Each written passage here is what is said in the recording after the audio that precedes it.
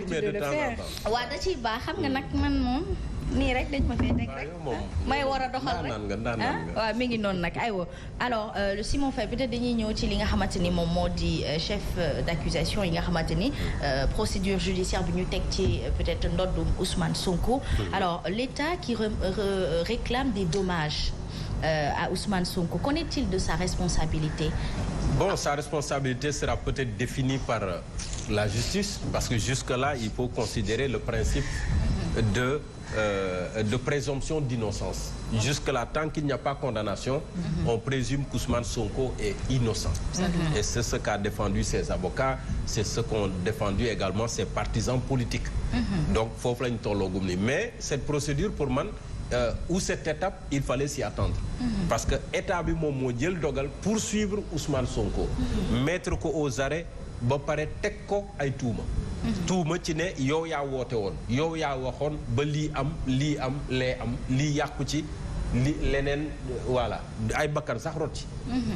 Donc état bi également bu nekkee ci position boobee ça veut dire que logiquement war na mën a xaar également ndàmpaay tout en sachant que avec la séparation des pouvoirs c'est maintenant à la justice de décider mais l'État comme yeneen dossiers yu ñu gis c'est porté ou c'est constitué partie civile et boo bu nekkee partie civile boo considéré ne yow lañ tooñ parce que y a eu plusieurs dommages yoo xam ne am na ci manifestation yi am na ci émeutes yi on a attaqué des services de l'État on a détruit des biens de l'État entre autres bokkut ak yeneen biens privés yi nga xam ne sax état bi bëgg na ko endosser pour justement jaare fii peut-être mën a indemniser les privés yi nga xam ne yàqu ne lañ ci donc c'est tout à fait normal que l'État également trouve des avocats qui le défendent ou qui défendent ses intérêts.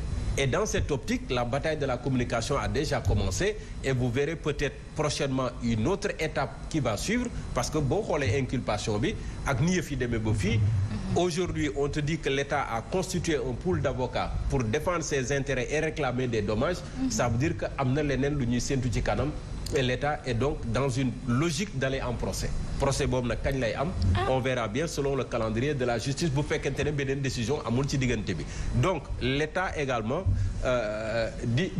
c'est un peu l'interprétation à mon avis du titre de la tribune parce que boo xoolee jamono ji bu ñu condamné Ousmane Sonko ne ko kon dommage yi fi nekk yëpp yaa koy fay Ousmane Sonko fu muy jëlee lu muy fayee donc état bi peut-être day xool ci patrimoine am wala patrimoine u partem amaana parce qu'il faut rappeler que le PASTEF est dissous et bu ñu dissoudre PASTEF lépp lu nekkoon c'est bien y compris les comptes bancaires et tout bu dee yooyu yëpp am na état bi da koy akimo donc ça veut dire aujourd'hui que peut-être c'est ce que dit la tribune l'État est en train de lorgner le patrimoine d'Ousmane Sonko patrimoine bi rëy na rëyul yaatu na yaatuwul on verra bien procédure judiciaire est-ce de l'acharnement sur Ousmane Sonko Mamadou Fofana nekkul di ñu ko xoxatal trop il n'a plus de force il est alité aujourd'hui ay partisans ñi nga xamante ni ñi nekk gum ci biti ñoo ngi raw gàddu à l'image de maître Ngagne Demba Touré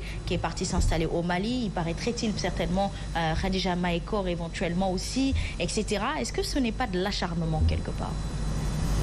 Bon de toutes les façons je crois ku nekk ak peut-être qualificatif bi nga mën a jël par rapport ak li nga xam ne moom la Ousmane Sonko bien entendu ses collaborateurs ou si vous voulez son parti di dund tey jii nii mënuñu ne lépp nekk na loo xam te ne nii lu ñu mën a cautionner la mënuñu wax ne également lépp nekk na loo xam te ne nii kat ci gis-gis wala ci li nga xam ne nit ñi jàpp nañ ko nekk na loo xam te ne nii yoon la xam nga bu ñu nee Ousmane Sonko lépp pratiquement on lui fait porter le chapeau mu dina lépp lu fi xew 2021 ba léegi lu njiig njaag yow yaay njaag yow yaa woote yow yaa teg ay jéego yow yaa invité les gens yow yaa pratiquement doxalin goo xam te ne ni kat tey tax na état lam ca yàqule lépp dañ koy jël encore teg ko ci sa kaw ndoon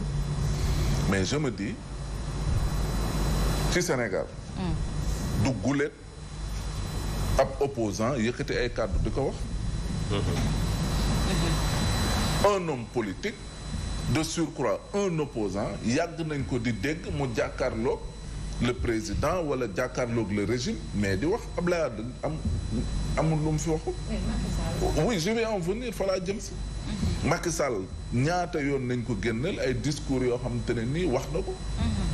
xam nga loolu on ne peut pas empêcher un opposant ne ko oui doo woote doo nangam ak nangam or la constitution ci boppam moo may nit ki ci boppam en tant que homme politique mais mu am ay droits et libertés liberté de se constituer liberté de manifester liberté d'expression ainsi de suite ainsi de suite le problème moom mooy nit ki entre le discours ak la réalité foofu mooy wax ci parce que l'État est garant de la sécurité des personnes et de leurs biens foofu moom mooy wax ci parce que bu man Mamadou Fofana bu ma taxawee wax ne kat wéy état bi lii président bi lee dinañ xeex ak yow dinañ jàkkaarloo ak yow dinañ léeg yow mais man sama wax ak tey état bi taxawaayam moom mooy jël ay dispositions jàkkaarloog man ba tax li ma wax li mu bañ a mën a am. oui parce que. loolu dafa bokk ci li ñuy tuddee mission régalienne de l'État. mais nag munoo ne homme politique nga munoo def yenn discours yoo xam te ne nii da ngay woo sa mbooloo woo sa am di jàmm say xarit ak yooyu ngeen ñëw pour occuper le terrain ak yooyu pour def am rapport de force politique ak rapport de force moom moo ànd. kon donc ku ci nekk day jouer son rôle. l'opposant il joue son rôle day opposé wu il faut mu sonal régime bi il faut mu teg ay actes il faut mu am ay rapport de force bu ñu ko naree faagaagal moom it mu ut ay pexe yoo xam te nii pour survivre mais à l'État également de son côté mu taxawaay boo xam ne li opposant bi di wax mu bañ a war a mën a am. et su boobaa non at xaaral ma kon ne je vais terminer et su boobaa 2021 ba léegi. j'ai dit 2021 ba léegi mais lan moo tax état bi bàyyi ba jamono ji après avoir regretté 30 morts ñu ñëw ne way Ousmane Sonko tey nañ lay doog a jàpp parce que lii ak lii ak lii pourquoi ba mu tàmbalee boobu arrêté wuñ ko est-ce que l'État quelque part aussi n'est pas responsable ou n'aura pas même failli dans cette histoire? C'est-à-dire on se pose la question de savoir à quoi jouent véritablement nos gouvernements tout en sachant que démb Tribune lan la titré peut-être bien que Ousmane Sonko sera sous contrôle judiciaire n'est-ce pas? Et tey c'est tout à fait le contraire mooy maanaam s'il est sous contrôle judiciaire c'est-à-dire après on va saisir tous ses biens on se pose la question véritablement état lan lay jouer ci biir rôle ci Ousmane Sonko actuellement. gis nga mbiru je pense que lecture yi na xala wute nag xam naa sama waxee dina waxati nag mais gis nga Mamadou Fofana dafa wax lu am solo. Abdoulaye Wade yëkkati na fi ay kaddu. yu ñu ko mën a méngaleeg kaddu yi nga xam ne moom la Ousmane Sonko yëkkati. tout à fait kii nga xam ne moom moo di président Macky Sall nee nañ idem def na la même chose mais foofu est-ce que dégâts ya kaddu yooyu yee jur. jur na ko ci kaddu yi. yi Ousmane Sonko yëkkati. dégâts yi ngay comparer état nekkatul ci. yaa wax lii yaa def lii non non état dafa toll ci dégâts yi moo am kan moo sooke dégâts yi degré d'implication nit ki ak yan daan lañ mën a teg ci kawam foofu la état toll parce que nag politique yàgg na fi am du temps de Senghor ba fii ku si nekk yàgg ngaa dégg manifestation yàgg naa am discours va-t-en-guerre yàgg naa am mais si at yi mujj yi la ñu gis façon politique bii ñu gis ni kenn du ko cautionné. maanaam man boog du ma bokk si ñu koy cautionné. kon da nga bëgg a wax ne violence bi am ci ginnaaw kaddu yi bàyyeekoo. ci Ousmane Sonko moo tax ñu koy toppee loolu parce que nag bu ñu fàtte ne procureur génnoon na fi ne ñoo ngi xool X. contre X. waaw bi dem ba ci biir dafa mel ni gis nañ ñoom seen X parce que après la ñu gis ñu téye kii di Ousmane Sonko. xamuñu parce que il faut ñoom ñu toog def seen procès ñu doog a mën a xam. li ñu teg ci ndodd bi. def nañ procureur génn na fi def contre X. waaw plainte contre X. contre X maanaam dégâts yi nga xam ne moo fi am yëpp ñu ngi xool kan moo ko sooke wala ñan ñoo ci tax du laal. c'est vrai amoon na fi. c'est vrai mais temps wu état le temps bi état di mën a def du ñun du suñu temps. le temps de la justice n'est pas suffisant. du benn ñun ni ñu bëggee accélérer affaire yi ak ñoom ni ñu koy doxalee mënoo imposer état yow sa doxin. ñoom nu leen neex daal lañ koy defee daal. yaa ko est-ce que dañu ko def ni mu leen neexee moom moo dégg nu leen neex. mais état ci boppam na muy doxalee. duñ ko jàngal. la justice. duñ ko jàngal. état doo ko jàngal na muy doxalee. donc imposé wu li nga bëgg. mais Mambay dans cette histoire affaire Ousmane Sonko. peut-être yaa gis ne deux vitesses la am nga ci droit. oui affaire nit ku nekk ak sa lecture. oui mais affaire Ousmane Sonko doo ma ne lépp li état bi def. depuis je dis pas que l'éclatement de l'affaire Adji Sarr ba fi ñu toll nii état bi amul fenn foo xam te ne nii am na ci part de responsabilité. état am na part de responsabilité xam nga la moo tax. comme ni nga ko waxee. part de responsabilité moo di mu wax ñu ani lan moo sooke lii kan moo def lii mu teg kay daan te si loolu la ne.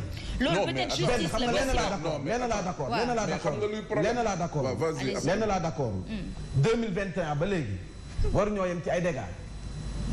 am nañu faatu. am na ñu génnaat 2021 ba léegi. am na si ñoo xam ne dañoo faatu. ñàkk seen bakkan. ñoo xam ne ñoo jiitu dégâts yi ñu wax nii. dëgg la. yàq nañ fi ay grande surface. taal nañ fi université. c'est vrai ay dégâts la yoo xam ne kenn du ko baale. mais am na ay bakken yu rot yu ko jiitu.